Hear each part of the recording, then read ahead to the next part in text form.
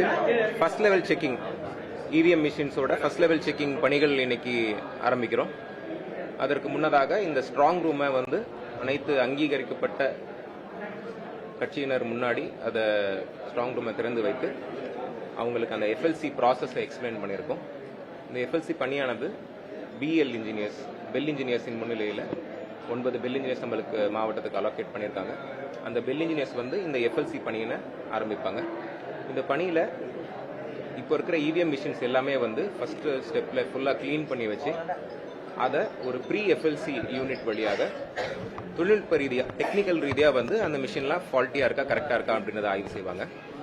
அதுக்கப்புறம் அனைத்து பேலட் யூனிட்டும் அனைத்து கண்ட்ரோல் யூனிட் அனைத்து விவிபேட் எல்லாமே வந்து பேட்டரி விதத்தில் எல்லாம் கரெக்டாக இருக்கா, சரியான முறையில் பிரிண்ட் பண்ணுதா, அதுக்கப்புறம் அந்த பேலட் யூனிட்ல அழுத்துற அந்த பட்டன் வந்து கரெக்டான வாக்குக்கு டிஸ்பிளே ஆகுதா அப்படின்ற என்டையர் ப்ராசஸ் செக் பண்ணுவாங்க. ஒரு மிஷினை அது ஃபுல்லாக செக் பண்ணதுக்கு எப்படியும் ஒரு 1 to 1.5 hours அது எடுக்கும்.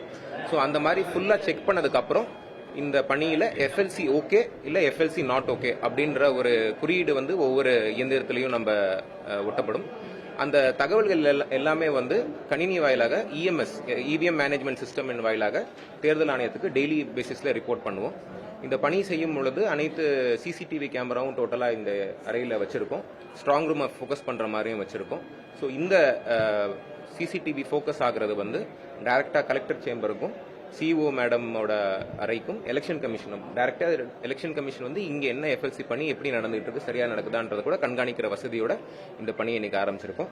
இன்னைக்கு வந்து நம்மள்கிட்ட இந்த மிஷின்ஸ் அவைலபிளா இருக்கிறது நம்மகிட்ட 13,464 இயந்திரங்கள் இருக்கு. அதுல பேலட் யூனிட் வந்து 5,483, கண்ட்ரோல் யூனிட் வந்து 3,942, விவிபேட் 4,039.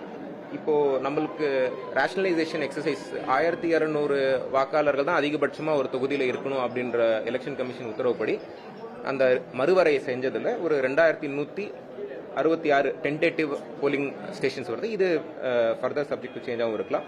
அதன்படி பார்க்கும்பொழுது 2 பேலட் பாக்ஸ் தேவைப்படுற ஒரு அசம்ஷன்ல பார்க்கும்போது நம்மளுக்கு 10,613 மிஷின்ஸ் தேவைப்படலாம். அதை பார்க்கும்